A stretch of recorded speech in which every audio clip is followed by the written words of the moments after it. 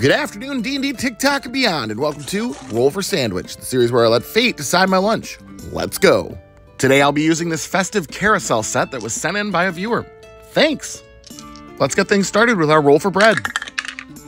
5, Italian. Italian bread has been absolutely dominating the meta this season, but that's okay with me. Also, these slices look like butts. Next up, let's roll for main. 6, pickled bologna.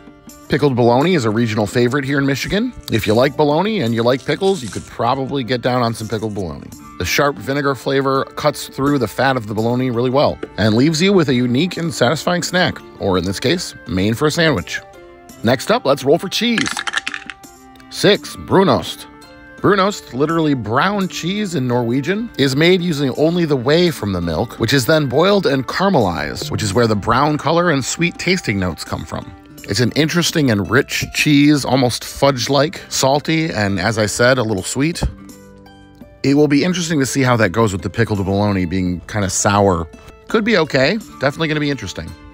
Next up, let's roll for roughage. 10 pickles and 11 none.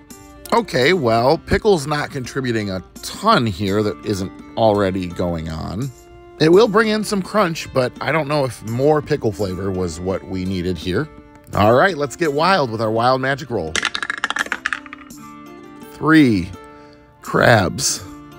These Japanese dried soft shell crab snacks have been on the show once before, but I didn't use them all, so they were still on the list. Ugh.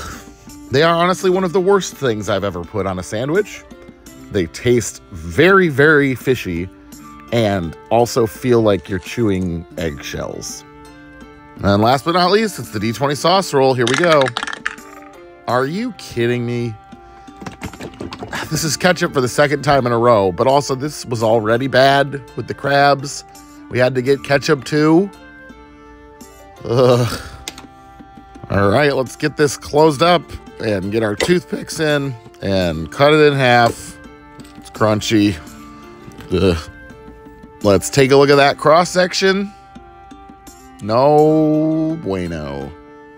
Well, it seems I'm still paying for the 10 out of 10 I got the other day. I'm not looking forward to this. Let's taste it.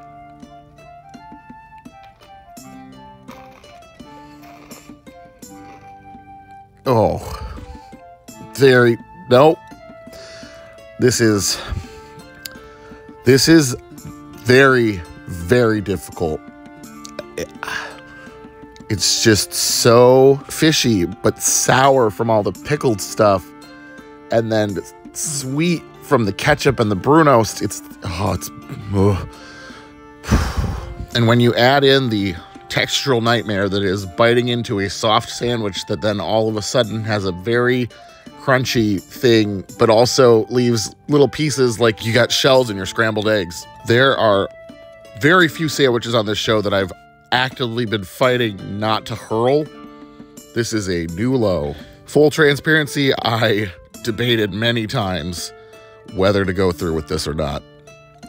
That was absolutely awful, but I did it.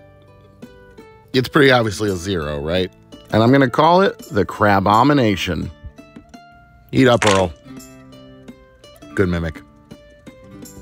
I hope you have a better day than me. Thanks for being here, and I'll see you Wednesday.